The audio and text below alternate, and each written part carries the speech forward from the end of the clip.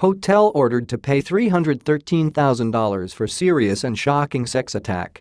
A national hotel chain has been ordered to pay hundreds of thousands of dollars to a worker sexually assaulted by a colleague.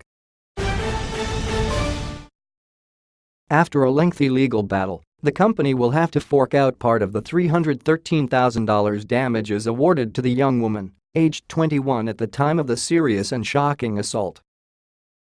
The victim suffered post-traumatic stress disorder and depression after the December 2010 attack and was unable to return to work until 2015, a tribunal found. She had been staying at a Brisbane hotel owned by her employer at its suggestion after moving to the city to take up a guest service agent position, sharing an apartment with the hotel's night caretaker. The Queensland Civil and Administrative Tribunal found that the man, almost 70 years old at the time, crept into her room naked at 5 a.m., touched her upper thigh and groin, and attempted to take off her underpants. She asked him to stop and to leave the room and broke down crying, prompting the older man to leave after saying, "I'll let you get changed." He then returned and said, "This can be our little secret," the tribunal heard.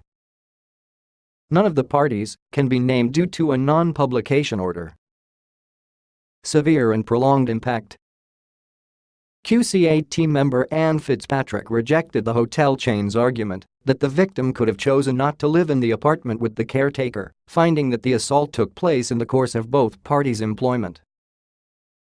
"I do not think it is unreasonable for such a person to feel that when her employer is transferring her to Brisbane and taking active steps to arrange her accommodation, that she is required to live in that accommodation," Ms. Fitzpatrick said, accepting the victim's evidence.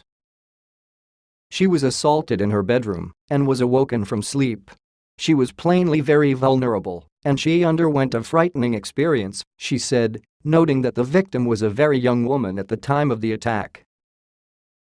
Ms. Fitzpatrick accepted medical evidence of the severe and prolonged psychological effects of the assault, including nightmares, psychotic illusions of seeing the assailant, agoraphobia, need for help with the activities of daily living, anxiety, fear, panic attacks, poor sleep, depression, loss of confidence and trust, suicidal thoughts, attempted suicide, self-harming and drug and alcohol abuse.